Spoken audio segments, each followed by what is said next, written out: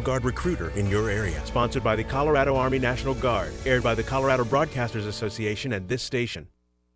Live, local, lethal, and loud. This is the Scooter McGee Show on News Talk 1310 KFKA.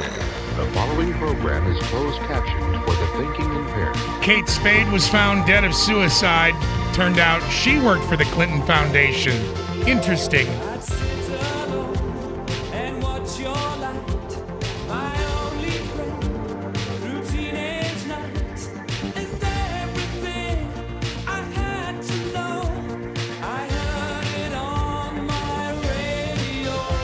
Well, good evening and welcome back, Gotham.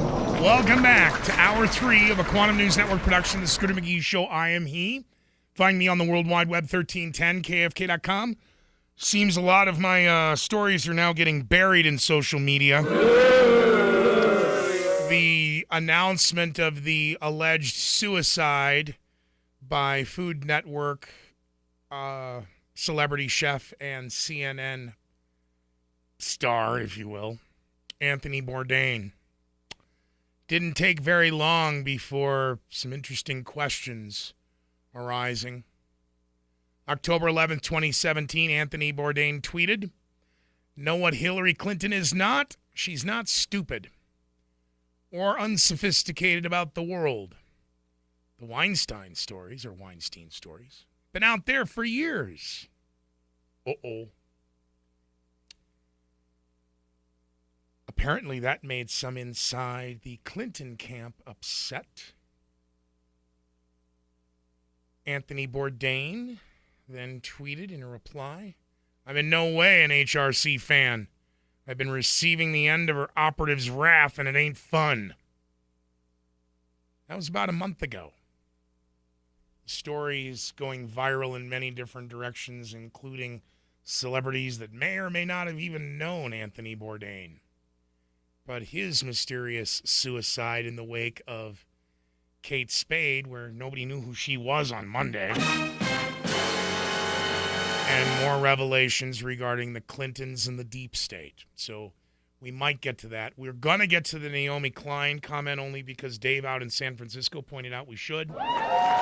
Regarding disaster capitalism, the Shock Doctrine, Naomi Klein. But in the meantime, Joshua Card is with us. He, of course, our Southeast Asian theater correspondent over in South Korea. We're talking about the upcoming summit between Kim Jong-un, Donald Trump, and the South Korean, it's the South Korean president, correct? I keep getting this wrong. It's the president of South Korea. President, yeah, South Korea. And okay. Kim Jong-un, he's the leader of the North. Hey, before we get into that, I got to say, how did the media so quickly, without an autopsy, come to the narrative that Anthony Bourdain killed himself? They were told. No one's reporting anything. They're just repeating what they're told without questioning. That's what's scaring me. Right. And who did you say works for the Clinton Foundation? The previous suicide this week, Katie Spade. Oh, wow. New York purse designer, sibling of David Spade, comedian. Suffering with bouts of depression. Supposedly, then the story came out that her husband wanted a divorce, and I believe it was the housekeeper or the baby, the nanny or whatever, found her with, she had a parent. Now, this one does make sense of how women do it versus men. She supposedly hung herself. But in the wake of the world, and then suddenly, boom, she killed herself. She left a note for the kids. Yeah, well, the D.C. madam left 3. What's your point? After she'd already been on multiple radio interviews going, if I'm not going to kill myself, so if I do, somebody killed me. But it turned out that Kate Spade, had direct ties with the Clinton Foundation, and Kate Spade's work in particular with the Clinton Foundation had come from the Bush-Clinton Haiti Foundation, the Haitian Relief Fund. Okay. So that's Well, and they can't deny that. So it is interesting now, within 96 hours of Kate Spade dying, that her links with the Clinton Foundation are out. But it didn't take 8 hours, and there it all is with Bourdain. So it's going to be interesting to see where this news cycle goes in 72 hours. I would, you know what? I'm just gonna swear because I can. I sure as hell hope that the North Koreans, the Korean summit. I hope that this is the first of many building blocks to world peace. I hope, and again, I said apoplectic and now apoplexia. I didn't say that word. Another pundit is saying that. But I hope that I hope something good comes of this, so that the media is forced to again go back into being apoplectic and showing their absolute disdain for even the mere idea of world peace. And that's why I asked the difference between the Defense News story versus the Korean Times story you had, because here's what I'm looking at Defense News by Mike Yeo, Y-E-O, Japan and South Korea at odds over the tactics for North Korea nuclearization. Which story were you referring to in the Defense News? Schumer, Senate Dems have a Korea summit checklist for Trump by Joe Gould. Okay, well, 4 days ago. All right, so give me a moment to look up that story. I posted the first one off Defense News over on my social media now at 1310kfk.com. So now the Korean Times, what's their take or perspective or angst, if you will, on the upcoming summit? Well, as I said, this guy who wrote the article, he's not a fly-by-night guy. It seems like he knows what he's talking about, even if, I don't agree. And the Korea Times, this is put in their opinion section, but they've had him on several times. He's not just a one-and-done guy, so obviously they do value his perspective. And so I hate to interrupt you, but when you said the opinion, like here in the U.S. in particular, for example, the Greeley Pravda, many times they will put an opinion piece in but do not have a name. So is this the opinion of the paper, the Korean Times, or does it actually have a byline? No, it has the man. It says Doug Bando. Okay, says who it is. Yeah. Okay. And I did look over the editorials, and it's just kind of much of the same. Upcoming summit, Trump to meet. Getting ready to discuss. So it's just kind of more of the same. And so, but when the Korea Times puts in a perspective like this, it does say something, and I think it's a good thing.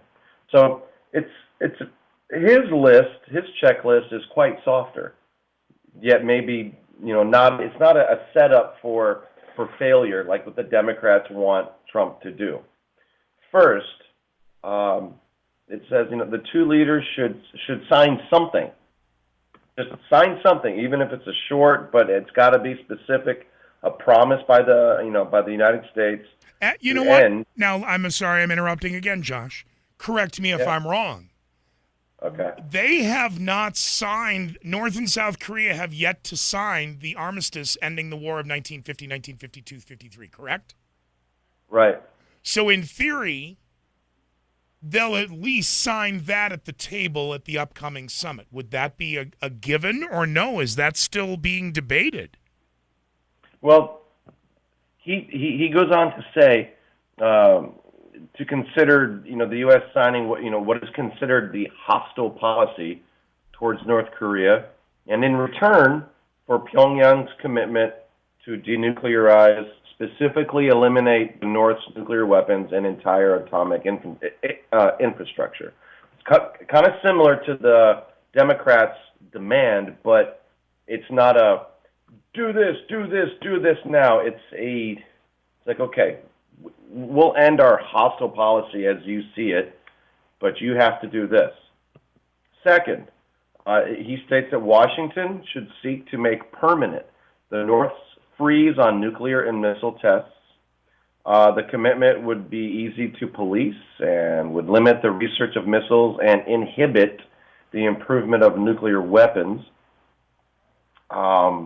And he said the two, President Trump, and he goes on to call him Supreme Leader Kim Jong-un, they should both declare that they view the Korean War to be over and agree to negotiations that include the other major combatants, South Korea and China, to forge a peace treaty formally ending hostilities.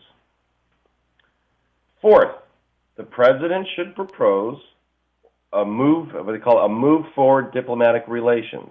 That means it would be a reward, and its objective would be to create a routine communications channel, and it creates an outpost for learning more about what has long accurately been termed the hermit nation. So, good communication. Fifth, Washington, would explain that expanding an American mission into a full-scale embassy, this would depend on North Korean officials being willing to engage on a range of political topics, including human rights. Sixth, it says, upon landing in Singapore, the president should announce an end to the ban on Americans traveling to the North. And at the meeting, he should offer to initiate a liberal visa policy for North Korean visitors who would be invited to come to America for sports, cultural, educational, and other purposes. And he says, an internal organic transformation, whatever that means, led by North Koreans would be far better than an outside attempt to impose regime change. Seventh, the president should override his, and he has this in quotes, Alliance Forever advisors. Which president? President Trump, South Korean president? I think he's referring to President Trump, yes. Okay. They said, the Korea, South Korea, and the U.S. and Alliance Forever. That's what he means. Got it. He should override those advisors that support that term and indicate his willingness to withdraw U.S. troops from and close America's nuclear umbrella over South Korea in return for denuclearization. Josh, we're long on the segment. We're 18 after. Stick with us one more. Yeah, sure. Excellent. Let's just go to a quick commercial break. We're just going to take quick 2 minutes. We'll be right back with Joshua Card in South Korea on the Scooter McGee Show. Matt Rivette started in real estate just in time for the bottom to fall out of the market. And it turns out it was a good time to start. From day one, Matt Rivette had to do it right. Serve the client. Turn for sale into sold. 32 years later, we know market conditions will change. But Matt Rivette's commitment to you won't. This is a good time to get to know Matt Rivette at Pro Realty. List your commercial, income, or residential property with Matt Rivette. Call Matt Rivette at 970-356-1234 or go to ProRealtyHomes.com. Last time on the Hull Show. Joining me now, my guy, Drew Kreisman, our Rockies insider. This Arizona game, I think it is big. I do think this is a great opportunity for them to get on a positive stretch. Get that mental reward of, if you just win the series, that means you're going to come out on the other end of it, back in first in the NL West. And like you said, beating the team in front of you, that always feels good. This has been the Hull Show replay.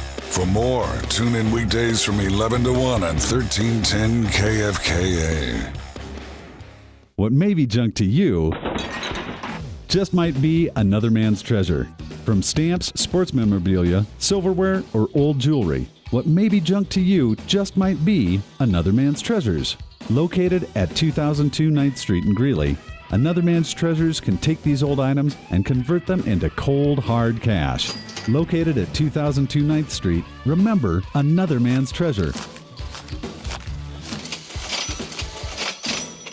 So you think the Pawn Stars are in Vegas, huh? Have you been to City National Pawn? 3301 West 10th Street in Greeley, and you're the Pawn Star. With great deals on commercial and industrial tools, electronics, smartphones, laptops, and fine jewelry. So many great deals and a constantly changing inventory guarantee you get the best deal in town at City National Pawn. Need quick cash fast? City National Pawn has got you covered there too. Monday through Friday and Saturdays, remember, you're the Pawn Star at City National Pawn, 3301 West 10th Street in Greeley. Cutting-edge commentary from the edge of reality.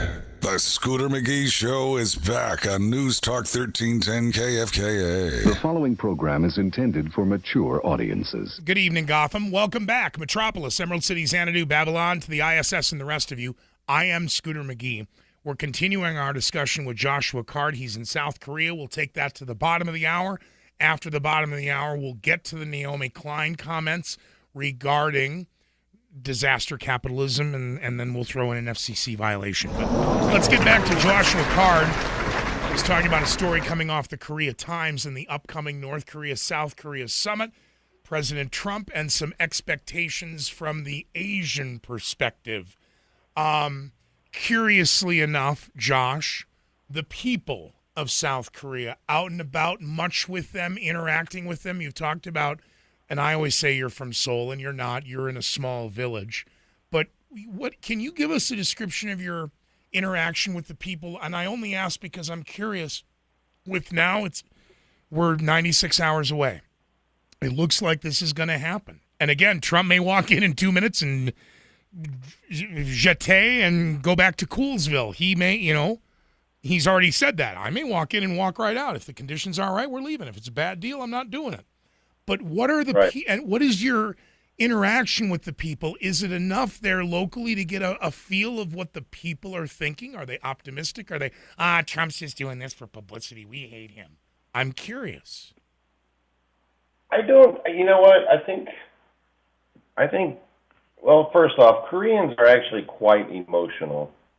They can hide it for a while. They're very good at it, but it can boil over. And once that happens, I mean, it's a bit much. Public sentiment is very important in Korean politics.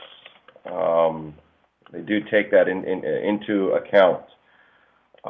In my daily interactions, you got to remember, most of my interaction is with the kids.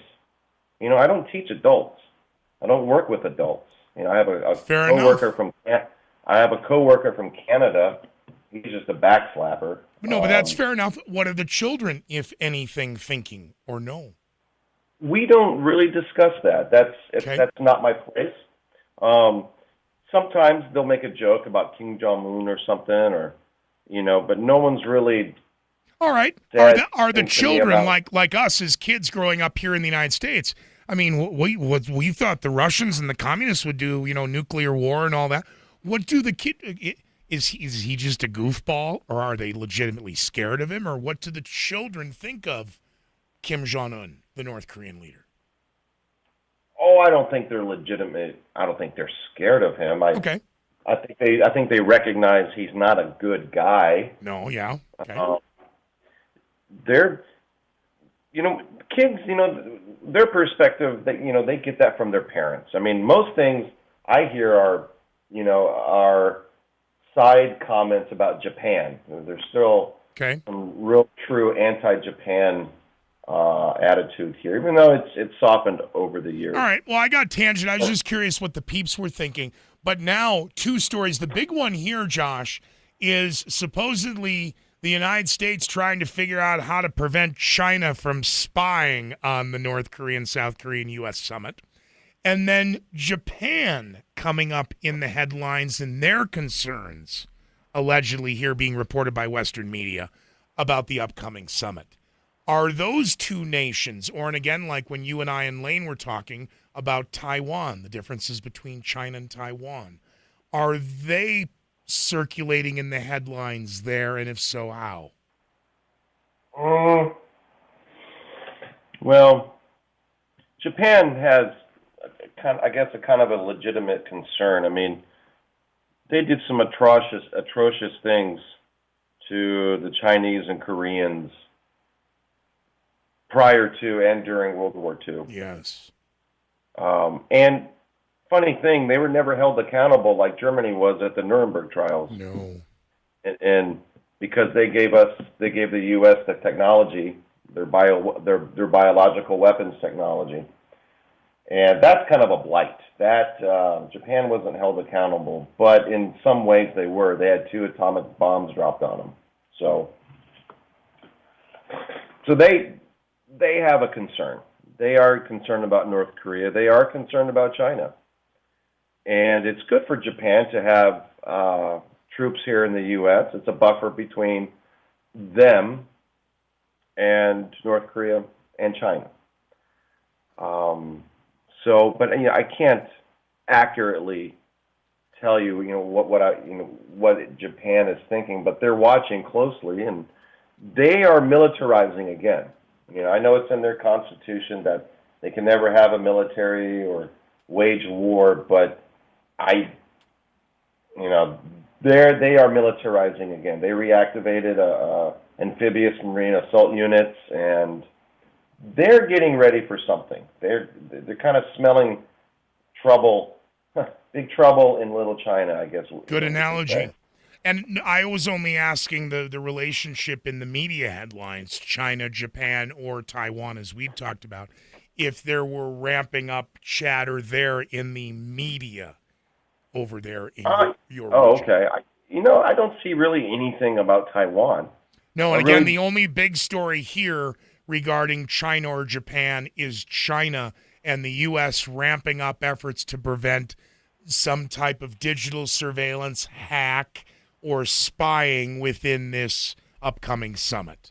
That was the only, and that's why I was just curious, is that even on the radar over there? Because that's all we're getting over here right now. No, I don't see anything about that.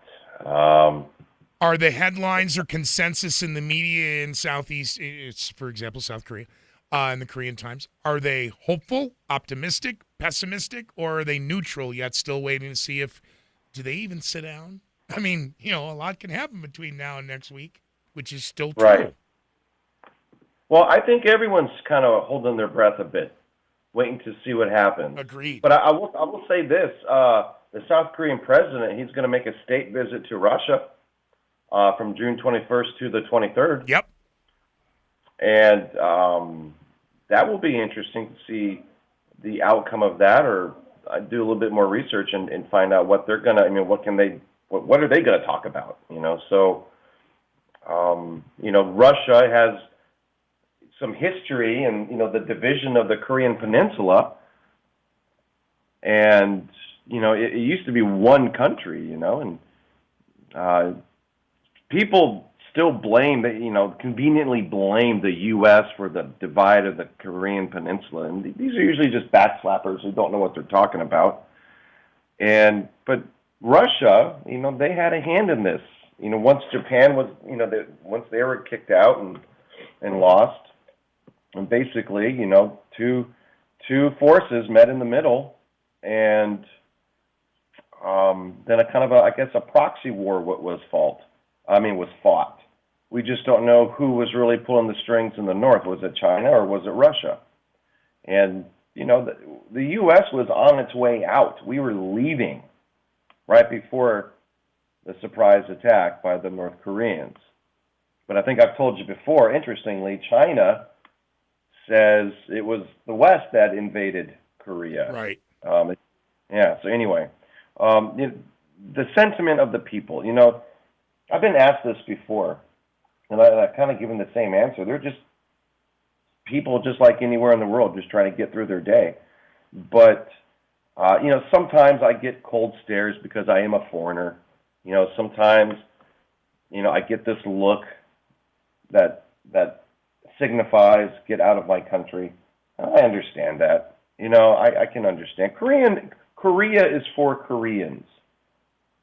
They want the international glamour, and they want the international recognition, like the Olympics, the World Cup. But when it comes down to it, they don't want to go through the process of acquiring the discipline of what it takes to be an actual global player, which means not just technology-wise and cash, but a bit more of an international perspective. And I'm not going to fault them for that. That's just, they've kind of had, how many times has Korea been a staging point for invasion? Many times. Yeah. How many times have they been conquered? Many times. They were a vassal state of a tributary state in China for a long time. So, but which is interesting because in some cases, some people might say the bottom line here is that South Korea over the years has failed to negotiate peace with North Korea. They failed to do that. It's not all just the fault of the United States. And why have they failed to do this? Well, the benefits of being under a protective U.S. defense umbrella. Yeah, military-industrial complex. Exactly right. Josh, I hate to do this. We're 31 after, 29 to the top. Thanks for chiming in with us tonight. Thanks, man. I appreciate your time. Absolutely, brother. Have a good weekend and a better week, and we'll check in hopefully next week with, fantastic news coming out of Singapore. Yes, sir. Have a good one, and keep up the fight on what's going on in Boulder. Absolutely. You're damn right we will. As I said, we are 31 after, 29 to the top from the CRP 4x4 studios. I am Scooter McGee. Let's take a quick commercial break, and we'll be back with more of a Quantum News Network production of the Scooter McGee Show live from the CRP 4x4 studios. Toasty over the weekend, cooler by Monday. Hello, I'm Matt Makins with your Colorado Zone Channel 2's pinpoint weather forecast. Tonight, mostly clear, lows near 55. 95 with sunshine Saturday, upper 90s on Sunday. Both days will come very close to tying, if not breaking record highs. Then Monday and Tuesday will keep the sunshine around and bring our temperatures down in the middle 80s. Later next week is the next best chance for some thunderstorms.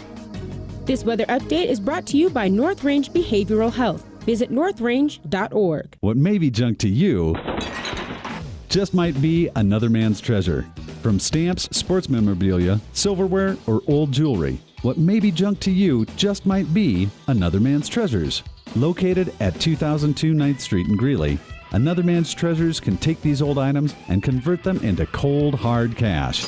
Located at 2002 9th Street, remember, another man's treasure. Last time on the Hull Show. Joining me now, my guy, Drew Creasman, our Rockies insider. This Arizona game, I think it is big. I do think this is a great opportunity for them to get on a positive stretch, get that mental reward of if you just win the series, that means you're going to come out on the other end of it, back in first in the NL West. And like you said, beating the team in front of you, that always feels good. This has been the Hull Show replay. For more, tune in weekdays from 11 to 1 on 1310 KFKA. What's the secret to getting any vehicle to last over 200,000 miles? Pretty simple. It's all about reasonable maintenance. At Auto Tailor in Greeley, the maintenance packages are a great way to stay on top of your vehicle's condition, not to mention giving you peace of mind. At Auto Tailor, you won't be given an unrealistic list of the 1,000 fixes needed to make your car new again. You'll be told what the problems are and the fastest way to fix them, so you'll be back on the road safely. Give it an A+ rating from the Better Business Bureau. Auto Tailor is the smart, reliable choice for your vehicle. 3, 2, now! This Tuesday on The Nerd Show, it's our Solo, a Star Wars story review. Solo has been plagued by bad press, poor box office returns, and mixed reviews. You think everything sounds like a bad idea. But are things really as bad as they seem? Find out what we think as Travis, Adrian, and I, the voice of the promo, review Solo, a Star Wars story on The Nerd Show. Tuesday night at 7 on 1310 KFK. The problem with most gyms is, well, they're gyms. Double Diamond CrossFit knows what it takes to get the results you're looking for. CrossFit is high intensity, short workouts designed to improve your core and cardiovascular strength. Double Diamond CrossFit has classes throughout the day with certified coaches. You show up, warm up, and build your better body, all with the support of the CrossFit family. Double Diamond CrossFit on the corner of 59th Avenue and 10th Street in Greeley. Call 970-302-2024. And don't forget to ask how you can get a free week on us. Cutting edge commentary from the edge of reality. The Scooter McGee Show is back on News Talk 1310 KFKA. The following program is closed captioned for the thinking impaired. Good evening, Gotham, Metropolis, Emerald City, Xanadu, Babylon, to the ISS, and the rest of you. Earlier tonight, Dave from San Francisco chiming in, take out the trash news weekend, as we were discussing what started as Tropical Storm Aletta, that rapidly progressed from a tropical storm to a Hurricane 1 and then suddenly to a Cat 1, Category 1, to then a Cat 4, Category 4. Starting sustained winds at 75 miles an hour now, generating well over plus, pushing 140 miles an hour now. One argument of discussion was HARP out of DARPA. And the argument of weather modification. And Dave bringing up disaster capitalism. That coming out of Naomi Klein's book at the time called The Shock Doctrine. the rise of disaster capitalism after 9/11. A new economy, driven by the notion of endless wars against, an undefined, we were chasing, towel heads in caves. A war that'll go on for at least 50 years. Could go on forever. But an easier method to make money is with, quote, acts of God. In the case weather. But this is Naomi Klein condensed into about 8.5 minutes in an interview that she had done in 2005. Fair use under broadcasting rights and privileges. Here is, without further ado, Naomi Klein. I got really interested in the idea of shock and its use as a political tool when I was in Iraq covering the occupation, because there was this almost...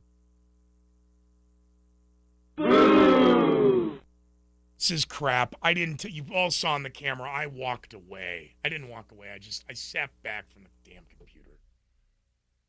All right. I obviously held this in freeze too long, so we'll just wait here a second, let it rebuffer, and in theory, it should fire.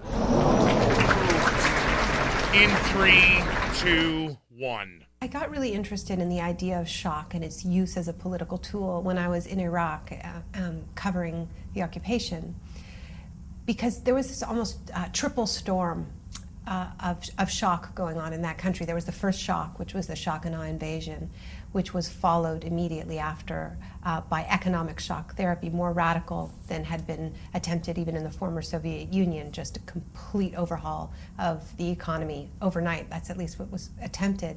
And then there was this third shock, which came into play after people started resisting the occupation and those other two shocks, and that was the shock of torture.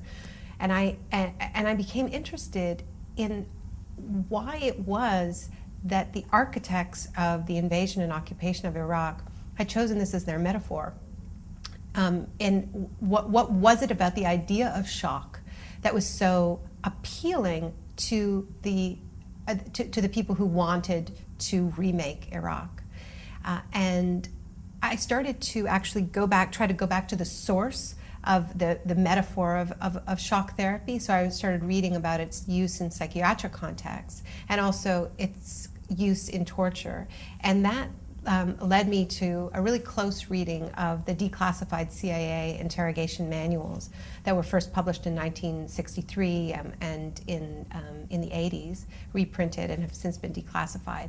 And looking at how the CIA talks about the importance of putting prisoners into a state of shock, because when they're in a state of shock, they're not able to protect their interests. They become childlike and regressed. The interrogation manuals are really obsessed with this idea of regression. So I started to think about how that had been applied on a mass scale. The exploitation of crisis and shock has very consciously been used by radical free marketeers. And I start the book quoting Milton Friedman, where something he wrote in 1982, only a crisis, real or perceived, produces real change. And he was admitting that his ideas, his vision of a radical privatized world couldn't be imposed in the absence of a crisis. He was referring to economic crises, and economic crises have played that role of sort of softening the ground for the imposition of shock therapy. The Asian economic crisis was a classic example. The so-called tequila crisis in Mexico was another one that unleashed a wave of privatizations in Mexico. But as people become more resistant and more aware of these strategies, and you see these mass mobilizations against the institutions that exploited shock, like the International Monetary Fund, then what starts to happen is the shocks need to get bigger in order for the disorientation to be greater. And that's where you have what I call disaster capitalism. What the Bush administration did after September 11th, when the war on terror was declared, is they essentially launched a new economy. Because the parameters of this economy were extraordinarily wide. This is an endless war, we were told. The enemy could not be reasoned with, there could be no diplomacy, there could be no discussion, there could only be attack. and that it would not end until evil was defeated everywhere, right? So if you think of it as a business plan, it could hardly be more profitable, because basically what you're saying is you've got this new market, it's never going to end, and we have unlimited funds to finance this new market. So unlike a one-off war, what they were building was a permanent new part of the economy, a privatized security state. One other thing Milton Friedman said is that after the crisis hits, the kind of change will depend on the ideas that are lying around. And that's really what the University of Chicago Economics Department was producing all of those years, were ideas that would be lying around when the next crisis hit, being prepared for that crisis.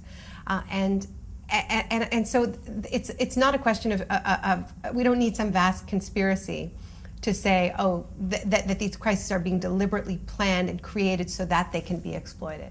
Now, certainly there are some cases of deliberate shocks that were then exploited. Like the book starts with the coup in Chile, which was obviously a planned attack that put a country into shock, and then was exploited for the sort of first classic case of economic shock therapy. The war in Iraq was, of course, planned as well, and planned to be as shocking as possible, called shock and awe, so that it could be exploited.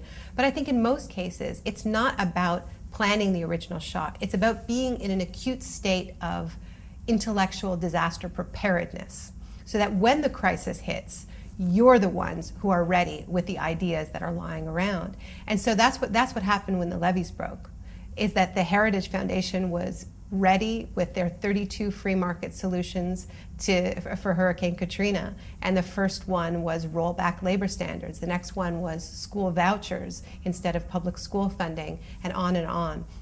So they were ready to go. And it's easy to be ready when you have the same ideas, no matter what the crisis is. Even though the material in the book is depressing. I mean, it's horrifying to read about all these moments where people were taken advantage of when they couldn't defend themselves, and just the way in which torture and other forms of extreme violence have been used to impose this ideology. I don't find it completely depressing, and I'll tell you why.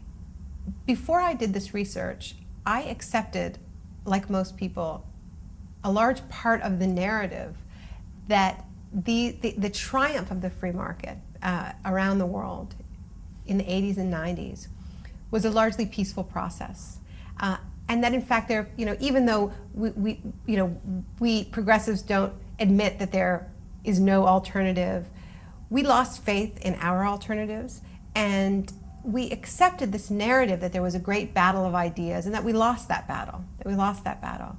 And when we look back, and this is what I do in the book, is I look at key chapters where this free market ideology has had its leaps forward, like the coup in Chile, then the collapse of the Berlin Wall and the breaking apart of the Soviet Union, Poland in 1989, Tiananmen Square in 1989, and looking at these key junctures where you had these big leaps forward for Milton Friedman's ideology. And what you see at these moments is that it actually never was chosen.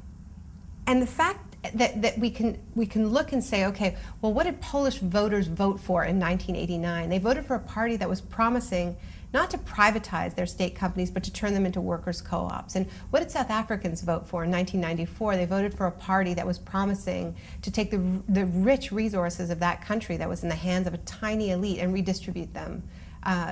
What did Russians want in 1993? Most of them believe that privatization should also be done through worker ownership. And these ideas were blasted out of the way through various forms of shock and violence. It's what the textbook requires. The Rules for Radicals playbook. The Little Red Book. You pick the book of the how to keep them distracted, how to keep them infighting, and how to suppress and control them, not liberate them. And that is problematic in a 21st century, in an age of enlightenment where we are coming to the point to see the world through new eyes, and the elite are just hell-bent to prevent this.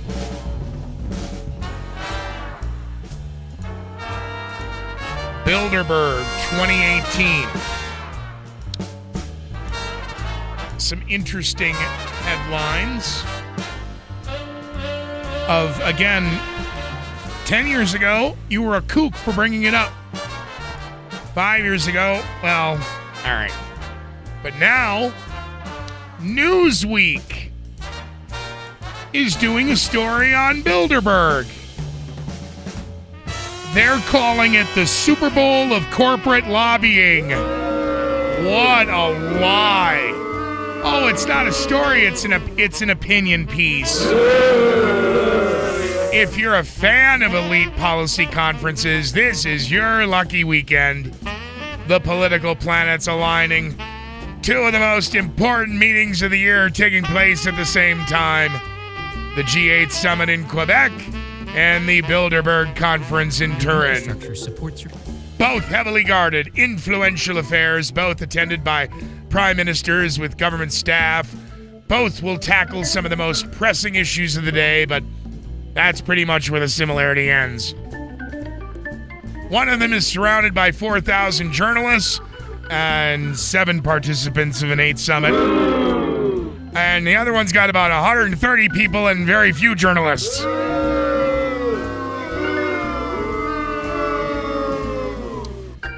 But, yeah, Newsweek now has to admit the Bilderberg exist.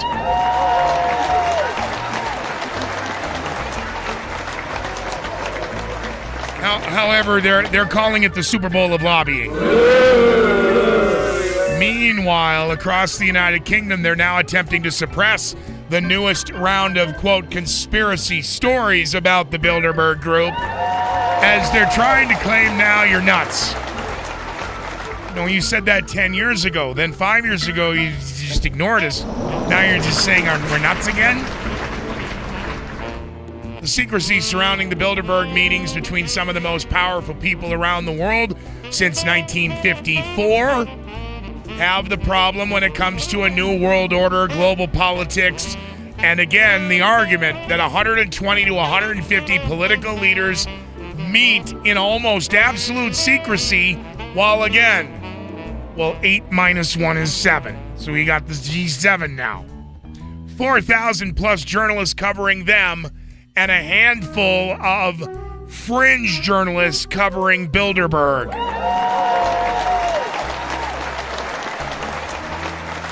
It is an interesting take now. Again, Angela Merkel, in the wake of the G8 or G7 summit, or G6 plus, however you want to call it this year. My point is, now the European global leaders, if there is a new world order, it's Trump's fault. It's his new world order. We're trying to figure out how to get in. Donald Trump wants us out. That's kind of a big picture there in the new world order scheme of things, if you're not paying attention. Nancy Pelosi freezes again. 63 minus 15, huh? Nancy. I don't get it. She just can't get a break. Nancy. It's like Marsha.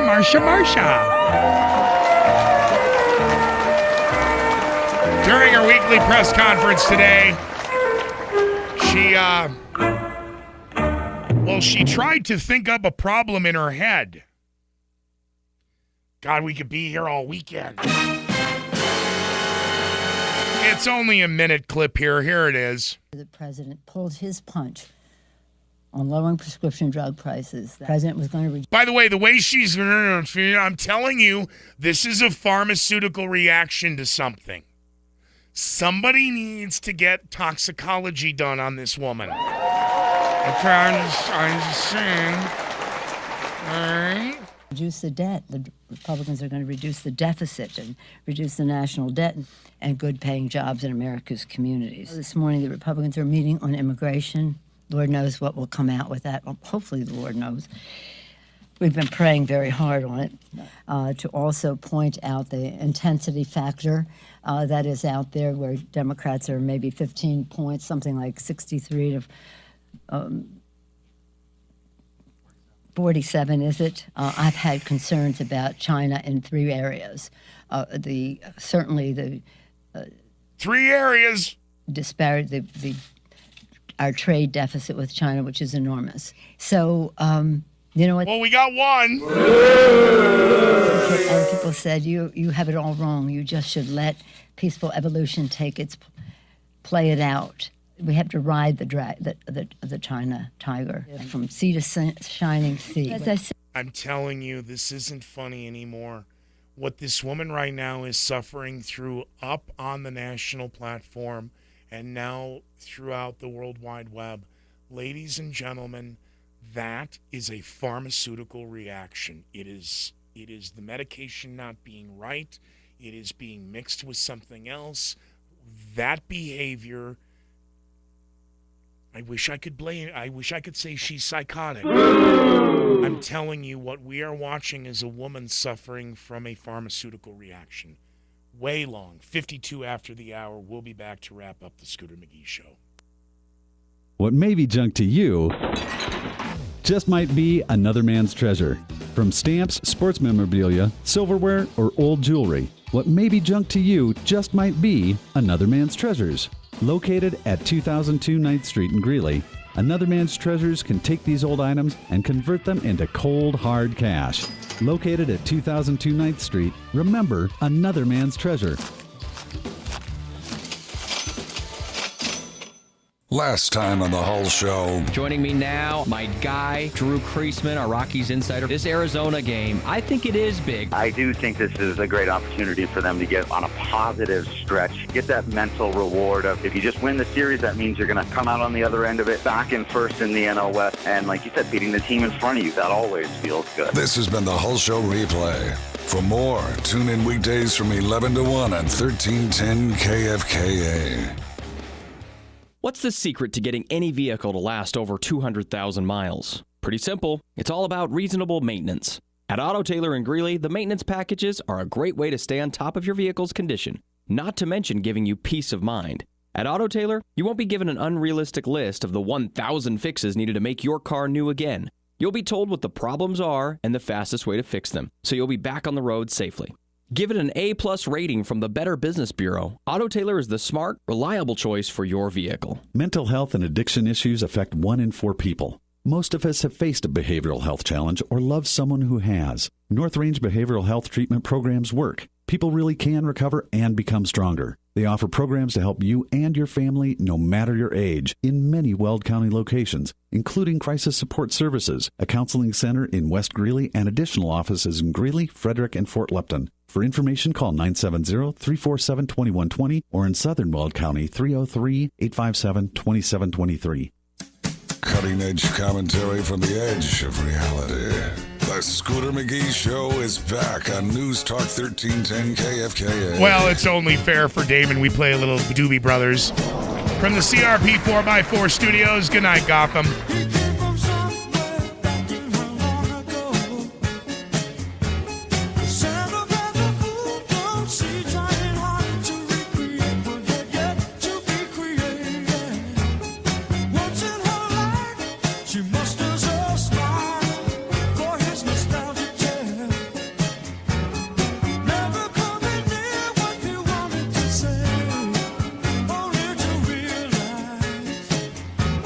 Never really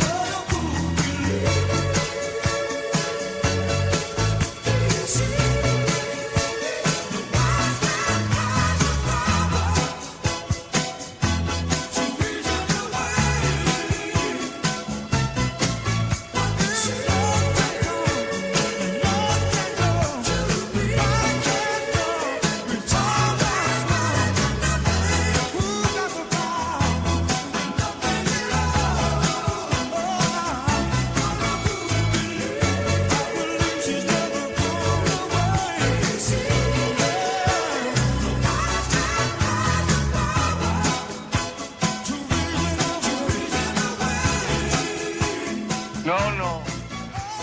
Be of good cheer. It teaches us to accept our failures as well as our successes with quiet, dignity,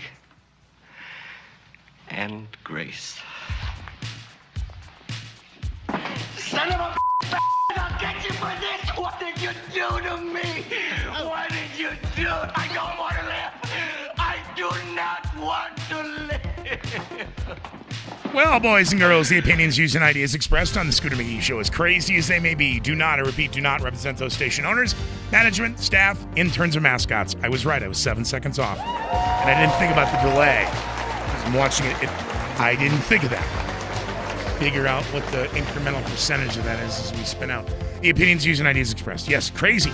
Well, unless they're Dave from San Francisco's or Josh's in South Korea's or yours in the emails that we did get to read. We didn't get to all of them. At least we tried. Anyway, we'll see you Monday night for a Take Out the Trash News weekend. Have a great weekend.